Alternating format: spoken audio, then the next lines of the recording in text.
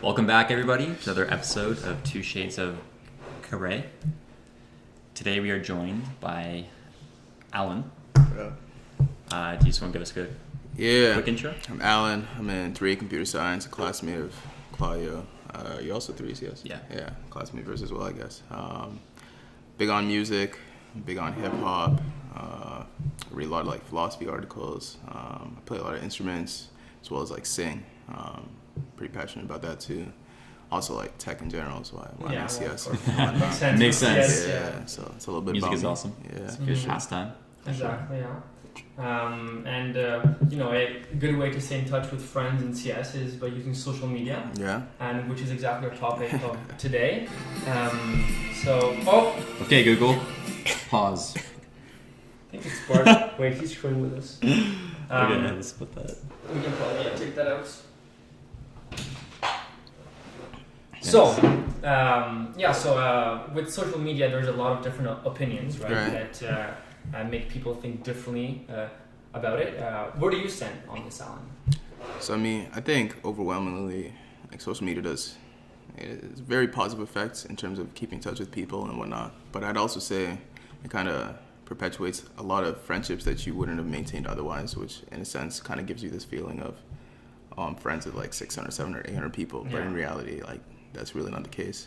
And I read about people that feel as if their expectation in reality gets distorted, especially as pertains to Instagram, seeing all these fitness models and all these super attractive people all the time, kind of hits their self-esteem. I don't think I've ever seen it that way, but I could see how some people might be affected by that in terms of body perception. Yeah. And so I'd say it definitely are some negative implications that people don't consider enough. Another big one for me is the amount of stuff I see people share on Facebook that is just blatantly false, and you could Google it in 2 seconds and fact check it, but because it furthers their own narratives, whether they're vegan or whether they're trying to argue for some point of view, they just share anything regardless of how true it is. So it does distort the meaning of truth as well. But what if it is true instead?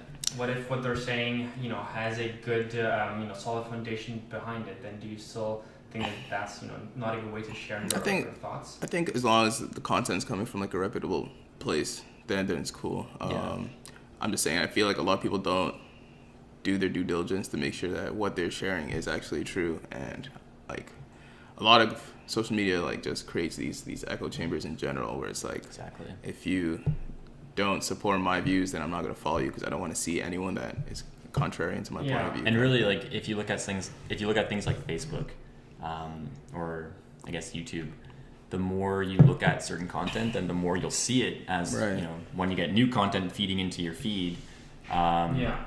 It's going to align with what you already watch or what you already think, what you already read. So it will just reinforce the same things that you have, right? Yes. But that's not only with social media, because you see that often with YouTube as well, right? Just but that, I would say that is somewhat social media. I don't know, not really. Well, YouTube... I guess it's more of a content outlet, so... YouTube could be social media in the sense that you can connect with other creators. There's, a commenting section, kind of. But, it's not, it doesn't come with a definition of social media. Right.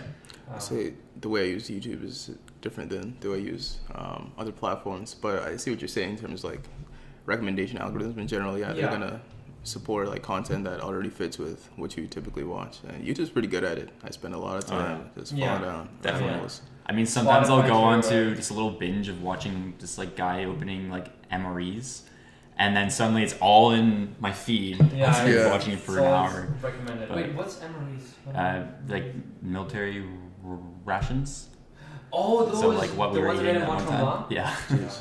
So usually, if there's a video I want to watch, but I don't want to keep getting recommended that kind of stuff, I'll open it incognito or something. So really? I keep seeing it. Yeah. In that case, I always like to keep everything in my history so that I can keep track of what I've seen. Yeah, that's a good point. What I do is I'll just like things if I want to come back to it. Yes. Yeah. Or add to watch later playlist. Yeah. But about social media, I know that a lot of people don't like them because they think that it can lead to some sort of depression, right? Because as you were saying, you go on your feed, on Instagram, for example, and you see all these pictures of your friends that have a great life, and all these cool things. But in reality, that's only a subset of what they're doing, right? Exactly. And they may be struggling with whatever else, but you as a viewer don't know that. So that can definitely be seen as a bad thing. For sure.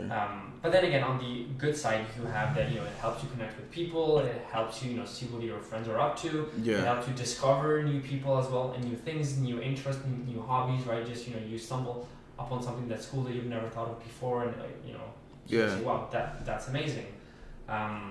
So I think that it really comes down to just the person, how you perceive it, and maybe even just your current mental state. Yeah. Because say that you are already going down, that you're already in a down phase of your life, in which maybe school isn't going too well, or you've been fighting with some friends or your boyfriend or girlfriend, and you're just not feeling too good. Then if you go on social media and see all these people having such a great time, then it makes you feel way worse because now you're just going to compare it to them. Yes. But I guess that on the other side, if you're having a great time and you see others having a great time too, would that also affect you in a good way? I think it makes you feel like, oh, I always need to be posting things that makes it seem like I'm always good, Yeah. So even if you go and you have a great night, oh, I have to get a photo that really captured that, even though it might not come naturally. It's okay, let's pose and get some image. From just a personal experience, but I've always found it's been very superficial. So people post a picture, it always has to be perfect. Yeah. And then people comment, and then it's always the same rehash comment, or it's just you're basically, because everything that you do, if you post or if you comment, if you that's all public. So people carefully tailor that to make it so if someone reads your comment, then maybe you won't say something controversial, or it's if somebody sent me a photo, then I'd be like, oh man, that's a really good photo, and then if I have to say that online, in public, it's why don't I just say that to them in private? Why do I need to say that so that everyone can see it? And then everybody falls into that mindset where it's okay, now we're gonna always make it public. So it seems with saying happy birthday, right? Yeah. Yeah. It's more so, okay, now rather than just me telling people that I'm really close with, or maybe just having those private conversations and stuff, it's now I just kind of defer that to okay, I'm just gonna post it online. Because you want to keep updating your persona, right? Yeah. Who you are in real life, and then there's also who you are in the online life. Yeah, and it really is a persona. It's very different from real life. Yeah. And everybody then, when they use social media, they will develop that persona, and then it's such a disconnect, Yeah. That's I've always felt there's a huge disconnect from social media and real life. I'd say I keep my profiles fairly congruent with the type of person I am, the type of content I share. Yeah. I will say, in terms of affecting on a person-by-person basis, I do think everyone has a different balance between how much external validation versus internal validation they need. Right now, I'm taking a break from Instagram, and I noticed back in the days, I always every time I'm doing something, I post a story just to show what I'm up to. Yeah, I'm out here doing this, doing that. Yeah. And once I got rid of Instagram, I did feel what am I gonna post this picture to and whatnot. And so usually I just send it to messenger groups, friends I'm with, this is what I'm doing, this is what I'm doing. I feel it's the con there is back when I posted on Instagram, if anyone was in the area or interested in what I was posting, then they'd comment on it, we'd spark a little conversation there. Exactly. But I feel depending on how much external validation, that definitely affects how you perceive social media in general. You did touch on a very good topic. That's when you share something, then that can spark a conversation with someone else. So say that you haven't talked to someone in years, then you're near where they are in that moment, and then they can hit you up and say, oh, hey, how's it going? It's been a while or something. Exactly. So I think that's something really good that can come out of social media. Mm-hmm. But also the main thing is just sharing. Yeah. Because we are social beings, right? Mm-hmm. We are meant to be with others and share what we do. Yeah. So I feel that whenever I do something that I love doing, I always think, oh, what if that person was here with me right now so that I could share it with them? Because sharing just enhances and just increases, the pleasure that you get from that experience. For sure. And that's definitely a virtue of social media. But the thing is that to this, the amount that we use it, it kind of loses that, in my opinion. But then it's not social media's fault, right? It's not that... No, okay, yeah. So inherently, it isn't social media's fault, but it kind of leads to that, because then you get a network of hundreds of people. You follow hundreds of people follow you. So then even if you go through so many different pictures, you go through so many different of those stories, and then it's kind of like, sure, you can maybe like have a conversation, then like a lot of people do, but a lot of people might just be like, oh, cool, if they even answer. Yeah, sure. I don't know. I feel like as the scale grows, then the percentage decreases. Like the interaction that you get is always, a Yeah. lower ratio. I would say that so. sense. Okay, but like I still don't see the downside of that, because you're still getting interaction and you're still getting to share something with others. And social medias are platforms where you can share your opinions, what you think. I'm sure they can be used in a bad and toxic way, yes. But I think that depends on the person, and maybe even just their education, how they grew up. Like how they want to use them really defines what they get out of them, right? I think, as we know, there's like teams at all these giant companies dedicated to getting you to use the app more, and like triggers are put in place to get you back in that feedback loop. And like, I don't like, it's definitely like human nature, regardless of social media, whereas like if you're doing something and you get like a hit of dopamine every time you do it, exactly, you're just going to develop that feedback loop. And it could be like social media, it could be like drug abuse, but either way, like you're creating this system where it's like I can get dopamine in this easy way. And so in terms of like scale, I've always thought about what it would be like to have a social media that limits the amount of connections you can make to try and like make them more meaningful. So let's say you can't have more than like 50 friends, like or something. you have like an upper bound, right? Because I do think like I see a lot of people when you're following 2,000, 3,000, 4,000 people on whatever, like you're not engaging meaningfully with of course, like 4,000 people, right? And so like the incentive to comment on like your friend's picture when you have 4,000 friends kind of loses meaning there. Yeah. There actually is this theory by I'm not sure who. I think it's Dunbar's number, which suggests that we do have a maximum number of people that we can keep track of. I was gonna mention that too. And after that, everyone else, like you're just like losing not interaction, but like you're just kind of like losing your friendship with them. Like it's as if you can only give so much, right? Well, really, either you give it to like 10 people and like each one gets like 10, or you give it to 100 people but each one gets 1. Yeah, and just intuitively, we only have like a finite amount of energy to really dedicate to like friends, right? So it's hard to have 20 really close friends, and I don't think it's possible to have like 20 best friends that you're always spending like a lot of time with, because we just can't do that. It just requires too much energy. So that's why that like number exists. Of course. Obviously it varies between people, but but like at the same time, I feel that like your closest friends, they also kind of change with time. Like for example, Owen is one of my closest friends, right? I've been really close with him when we went to the same high school, but like now we're in different universities. He's still a close friend, but like I don't talk to him as much, right? So I was able to make other close friends. So but he still is a close friend. He's a close friend, but like what I mean is that currently who you are engaging with a lot, like all the time. So like it doesn't mean that he isn't a close friend. It's just so like you aren't really spending a lot of time with him, maybe, or not talking to him as much as certain other people. Yes, but and you can only do that with a certain number of people. Yeah, so like at the same time, right? Concurrently, you can only have concurrently upper limit. What else? Yes. Concurrently, you can only have like X number of people, right? That you dedicate your time to. Yes. But it doesn't mean that you can have more than X number of people that are close to you. Yeah. And I think that social media allows you to keep those connections, because if not, then it would be really hard to just send emails or something. Like, come on. And I definitely agree. But I would just say that at its core, social media is a good idea. Like we are social beings, and it provides a really convenient way to like stay connected with other people. Yeah. But as you touched on, like as it's designed, just by virtue of how it's made, like it's addictive, it's like having... It is, because it's dopamine.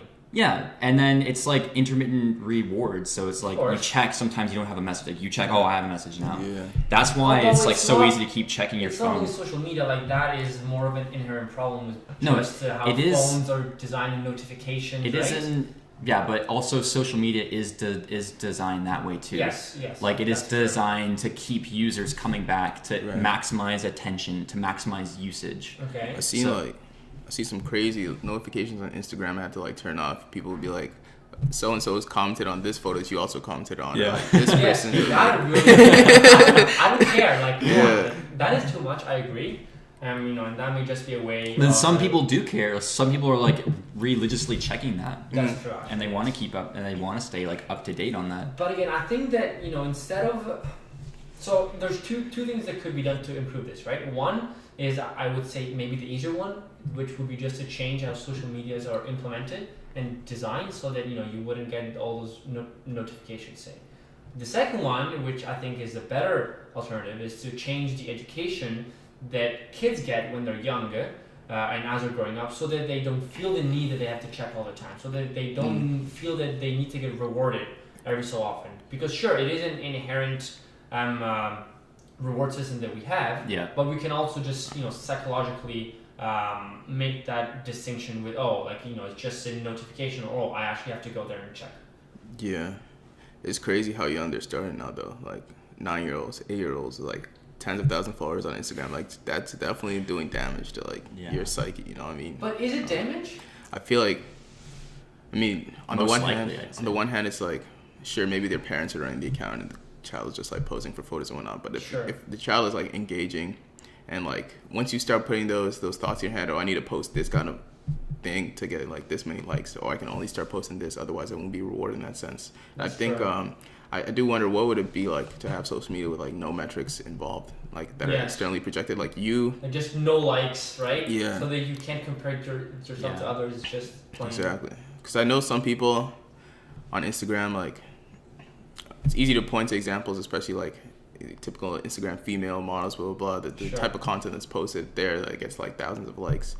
Is that like generally what you want to post? Because I also know like I have a couple friends that post like definitely stuff that a little more from the heart, like their captions are well thought out about like what they're experiencing. It's not always just like I'm traveling to this place, I'm doing this, making moves here kind of thing. And they definitely get rewarded like less likes, because like in terms of like attention spans, people are not as willing to go and like read a caption that's this long instead of like it's so tapping. And so that's one thing I'm trying to work on, is like posting content. Like I do plan on like getting my Instagram back again, and I don't want to fall into the trap of like just posting something I know that's gonna get a lot of likes. So I should be posting like kind of what I want to share. I guess that is actually something very hard to do, because just subconsciously we all want to get those likes, right? But also when they introduce likes, like that is an actual metric that you apply to these pictures. So then it's like it immediately becomes not necessarily like a competition, but you immediately want to maximize that. I wanted to touch on that, like competition, right? Why would it be bad if you want to compete with others? Like, isn't competition good? I just think it's not healthy, because like you're using such a silly way to like validate yourself. And if you don't get that but dude, like it's when I guess so. Let's say you like kids. Yeah. I think kids are at much higher risk of like wanting to be validated. Yes. With that, because like all their friends are on it, I have to get and to. Just growing up, right? Yeah. So they need that and then they're gonna feel like crap, and like it's pretty. There's a lot of data that kind of supports or like that suggests that a lot of social media usage actually increases increases depression rates in with teens. Sure. I'm not surprised by that. Sure, like it definitely makes sense, but I don't think that that's a reason to stop using social media. I think that that's a reason to instead teach kids how to use it properly, right? And like you can make the same argument for everything, right? If anything is abused, then sure it will be bad for you. The internet, kids spend stupid amount of hours on YouTube watching freaking stupid channels. Like my younger brothers, they would spend hours watching KSI or PewDiePie. Like sure, like it's cool content, it's fun, but like for 10 minutes. I can't see my son doing that for hours and hours, right? So that's a way to misuse YouTube, which is a great platform. Same thing with social media, right? They're a great platform, but if you start to go there all the time because you seek the dopamine, like it's designed to keep you coming back, and like the kids are I don't know. Maybe so are they like too weak? They're just not like equipped with the idea of like, okay, I shouldn't be using this. Like I just think that they're more vulnerable than we are. I think it's self-awareness. I don't know if like young child is equipped with like the ability to step back and be like, oh, I'm using this too much kind of thing, like that kind of restraint. And like in terms of increasing like depression rates and whatnot, I mean the old saying like misery loves company rings very true there, in the sense that like there's a whole like every social, especially like the Waterloo subreddit in general, there's a whole like sad boys, like every week there posts about like people like going through things, blah blah blah. And on the one hand it's like, sure, it's nice to like get that out and like maybe talk to people about it, but when the subreddit starts turning into this place where like there's just all this like negative energy and people feed off of, it's like how do you moderate that? How do you make sure that it's not turning into something that just reinforces these thoughts, you know what I mean? Exactly. And I mean, I guess that's also getting into the side of, you know, having some sort of AI, right, that can moderate the content in a good way, right, so that, you know, it doesn't escalate too much or too quickly, and then, you know, social media turns into something that's horrible and hideous. Because actually another way that social media is abused is, you know, by actually attacking people, and that's especially seen in, you know, in so like cyberbullying, middle schools, yeah, right, you know, where you send messages and, you know, you insult others. And one thing with social media is that it creates this bubble around you, right? Because, or I mean, that's just even texting. Because you're not actually there, you're not present, right? I may not tell you to your face, oh, David, I think that sweater is hideous, but I may not. It's actually nice. But, you know, I may tell you via social media because I'm not actually there, and, you know, you can't punch me through that, right? So it creates this persona that makes you feel stronger, but that is not actually you. And I think that is a bad thing, because then it in real life, it will make you feel weaker, and it will only make you feel strong when you're online. So it's kind of like a way to hide, because you can hide under that persona that you created on your social media profile, and then in real life you're just like, you know, in no one. Actually, what I'm thinking of is the episode of Black Mirror. I forgot the name. I think it's season 4, episode 1. Nosedive. No. Is that one of the ratings? No. Okay. Season 4, episode 1. The one where you have the CTO of the company that's hated by everyone. He's like a loser of the company, right? Okay. But then he creates this offline version of the simulation, and he traps people in there. I haven't seen that. Really? Have you? Oh, it's so good. Yeah. So basically, the company is like really well known for creating a real world simulation, right? In which you actually feel like you're living in this simulation, right? And then the CTO, which is like not liked by everyone because he's a weird guy, he's mean and everything. He creates an offline version of it, like on an offline server, and he picks DNA of people that he likes to abuse, and he puts it in his offline server, right? And then you have all these people that have, you know, like a dual consciousness on the server, which are abused by the CTO, which is now this powerful guy. He's like the commander of the spaceship. And like, you know, that's exactly, you know, someone that does not feel good in real life, that uses the simulated persona to actually abuse others or feel good. So, See. and that's another downside of social media. But overall, I think that, you know, it still goes back to who you are and your education that you have towards social media. Yeah. And just trying to use it responsibly. I do agree that, you know, when you're younger, it's hard to do so. Yeah. So maybe, I mean, it could be monitored, but I'm not sure how. Like, how would you do that? Like, sure, you have an age restriction, but how do you enforce that online? I don't know, right? I think that's something that has to come from like the person themselves. Like Exactly. personally, I look at like my screen on time that I'm spending these apps, and sometimes I'm like, I open like Messenger 100 times today. Like my phone tells me this kind of stats, and it's like, that's a lot. You know what I mean? Or just like if they're young, you know, parents would have to control that. Yeah. I do want to make a point, so again, personal thing. I deleted Instagram and I deleted Snapchat like That's over why a month. You never answered. Yeah. No, actually, I didn't even tell anyone. I just did it. Like, David, I should have maybe told people, but I just got rid of them like over a month ago, and I definitely use my phone way less.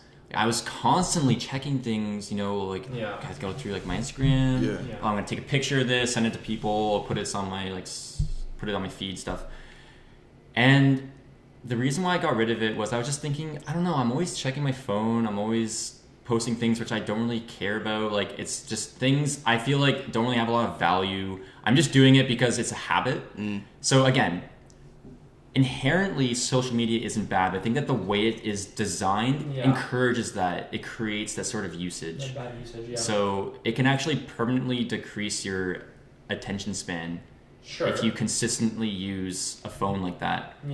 Because like you're just basically training your brain to just seek the instantaneous response, and then you don't get it. Like So I think that's also another thing. Like it can actually permanently change your attention span. So it can lower it. That's true. Yeah. I think so. I deleted Snap like a couple years ago, a year ago. Mainly the reason for me is I felt like my interactions on Snapchat were like way less meaningful than anywhere else. I don't want to just like bash social media. I think it's great. I like talk to people that I wouldn't otherwise be able to like every day and whatnot. But specifically on Snapchat, I felt like one, like streaks just like a horrible incentive to keep like a conversation going that like was not legitimate. Two is like a lot of people like they just snap like 100 people at once just to keep that streak going, and I feel like oftentimes I'd snap someone like a question or something like that, and they snap back, and the response is like not related at all. Like I know they just went through and like opened all of their snaps, that's so and then just like sent it to everyone. So like I'm not even like talking to people at this point, you know what I mean? As well as like the update was just terrible back when that happened. So after that I was like, my app is so slow. I hate it. Like yesterday my phone died. Literally just shut off. Yeah. So bad. Killed my battery too, so yeah. Instagram's like a little different for me. Just because in terms of like DMing and like replying to stories, I feel like there's more like permanence to it. Definitely like compared to Snapchat where it's just like very temporary. You know what I mean? And I definitely will get my Instagram back. I do miss it, but I feel like I definitely need to be more intentional with like the way I use it and whatnot. Yeah. So and like conscious as you post. The crazy thing is like it does provide like a lot of social proof. Let's say you're gonna meet someone and you're like, let's hang out at some point, blah blah blah. And it's like, oh, like follow me on Instagram right there. Like depending on the content you post and depending on like the ratio between like followers following, it's like that frames you as the kind of person in the other person's mind, which is like, what do you mean? Let's say like hypothetically I have like 5,000 followers and like follow like 100 people, and I'm like, yo, like check out my profile. Exactly. That's cool. So that already like sets a precedent in people's minds, which I think is a dangerous road to cross. And I have a conversation with my friends all the time. It's like I personally don't know if I'd want to like talk to someone in general, like in a relationship sense that has like 5,000 followers, gets 2,000 likes on their pictures, and like I feel like at that point your worldview is starting to get skewed too much, where it's like you're posting this content and definitely to get likes, and I feel like that has like that trickles down to other parts of the way you live your life in general. So I've heard like opposing opinions like oh, that shouldn't matter, blah blah blah. But I do think about that sometimes, for sure. Yeah. And one of the big things are also just FOMO, right? Fear of missing out. If you don't have it, everyone else is on it, you're not on it, you may not, get all the updates, you're not in the loop, you're outside of it. Yeah. So that's another big factor. I don't know. For me, I just feel like, so especially with Snapchat, I don't feel like I'm really missing out on anything. Because again, like as you mentioned, it never felt meaningful. Right. It's very superficial. Yeah. With Instagram, again, maybe I might see, like my friend is in New Brunswick right now, or they're traveling to Europe. They're doing something. I could be missing out on that, but I never really felt like it was to the degree where I feel like it's worth for me to like keep going through my feed to like see that, because I kind of look at it as like, if I'm really close to that person, I'll find out by other means if I'm like talking to them. Like I like messaging people, so like that's a form of social media that I really like because it's really useful to me. Like I feel like I'm really keeping my relationships active. I can talk to people, send them photos. Hey, like I'm going to like poop like this place here, or I'm going to California or wherever. Whereas if it was like on Instagram, it's not a personal thing. So it's like, okay, they post it for everybody to see, and by chance I may see it too. If they really want me to know, then like they'll tell me or something. And like with Instagram in general, I found like I started using it very selfishly. Like I would just like not scroll. I would like rarely watch anyone else's content. I just like post my own content kind of thing. On that note too, it's like I disabled my Instagram, and after that, people were messaging me like, oh, like, why'd you unfollow me, blah, blah, blah. And I feel like that's when it gets to, like people are, like, watching that so hard that, like, anyone was like, I lost a follower. Who was it? Don't like that. And it's so common. And I find especially with girls, like, girls tend to care so much more about this, right? I'd say all those people were female, whether that's by coincidence or not. But, honestly. Like I got a few of those messages too. Like I don't even care. Like Right. you know, I think I'll lose a few every few days or something. Whatever. And it's like, I feel there is this pressure, like once you follow someone, you can't unfollow them, because then it's like, oh, like you're dissing if you unfollow me, kind of I don't thing. care. You know, honestly, like if I don't like your content, I'm sorry. Right. That's it. Like I don't think that should translate into like. That doesn't mean I don't like you in real life Of and course, whatnot. it's just but And what like you post that's is what I'm around. saying. Like they put so much emphasis on their like social media. It's like it's almost as if it's a different persona or realm of Yes. just I live here and I also live here, and it's like this guy is he saying something about me? yeah. And then if you think about it, it's like who cares? Yeah. You know. I mean, on the note of like sharing stuff in one-to-one conversations versus like publicly, and here at Waterloo, every time like co-op season comes through, when people get their jobs, they post them like on Facebook, and usually it's like going to work in this exotic place. Like there are some people that I look at it very cynically, where some people will only start posting it on Facebook once they hit like a certain bar. Like for people that have like been posting it since their first co-op, to see that progression, I think that's like pretty inspiring. But people that you want to do this, right? But there's some people that like they don't post their first X number of co-ops until they get that one where they know people are gonna like, oh, this is I made it. You know what I mean? Yeah. And, I see what you're saying. Then it does seem like very okay. Like you just want to do it to get the likes and you don't actually care about sharing. Right? yeah. But like I've had conversations like some of my other housemates before, and they're like, what if the person like their whole lives is kind of like no one expected them to like do something, and so now that they've done something, they like want to show off. Is it appropriate then? I don't think that showing off is necessarily bad as long as it's like as long as you don't do it in an arrogant way. Yeah, right? I think there's a tasteful way to do it for sure. Exactly, right? Like you can like show off like amongst friends, but like not mean that you're better than them in any way. But you just want to share the good news that you got, right? Yeah. So it does depend on how you convey that information. Fair enough. I'd say just as long as like social media isn't created in a way or used in a way where you're like it's superficial, like you're using it way too much, kind of like as if it's like a factory. Yeah. It's constantly going through like a huge assembly line of stuff. It's definitely useful, and it's like it's a good thing. Yes. Yeah. You just gotta avoid using it in a way where those interactions aren't actually meaningful and they aren't like really enhancing your life or your relationships. Yeah. Just make sure, like in my opinion, like make sure use it like that, because so I see that as like the best way to use it, so and the most healthy way. Yeah. Be conscious about it, and as with everything, just balance, no overuse. Yeah. And always step back. Balanced as all things should be. Exactly.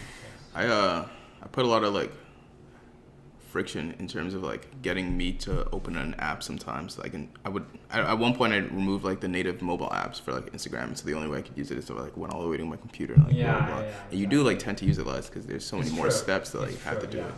And so like putting friction between you should make it so easy to just whip out your phone and like.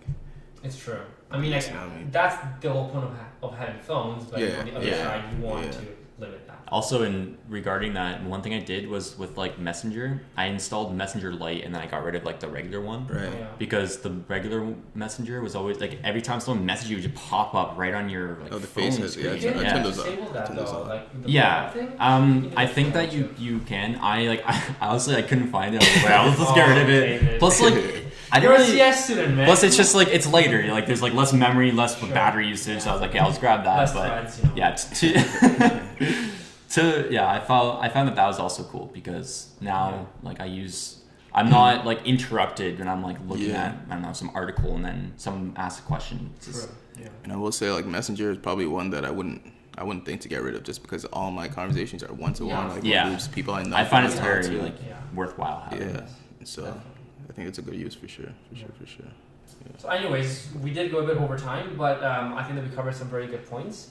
Again, in the end, I think it's all about balance and just finding the right way of using these tools because they can be good, but they can also be bad if misused.